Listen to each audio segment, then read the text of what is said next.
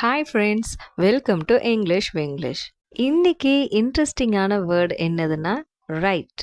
WRIGHT wright தான், RITE rite தான், WRITE write. WRIGHT wright அப்படின்னா தொழிலாளி, வேலை செய்கிறவங்க.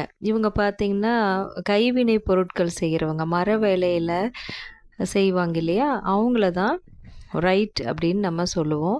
நெக்ஸ்ட்டு பார்த்திங்கன்னா RITE ரைட். இது சடங்குகள்னு நம்ம யூஸ் பண்ணியிருக்கோம். சில மரபு வழியாக காலங்காலமாக செய்யக்கூடிய சடங்குகள்னு சொல்கிறது தான் நம்ம ரைட் அப்படின்னு இங்கே மீனிங்கில் வரும். அடுத்து வர ரைட் உங்களுக்கே தெரியும், WRITE ரைட் அப்படின்னா எழுது, நம்ம எழுதுறது. இந்த வேர்டு மேக்ஸிமம் எல்லாத்துக்குமே தெரியும். ரைட்டுங்கிறது எல்லாருமே யூஸ் பண்ணுறோம் இந்த வேர்பு தான். இன்னொரு வேர்டு RIGHT ரைட், அது உங்களுக்கு எல்லாத்துக்குமே தெரியும், வலது.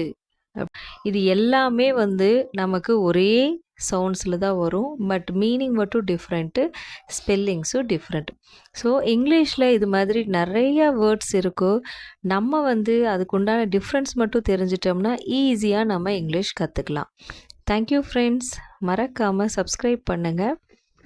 Like, share, comment. தேங்க்யூ.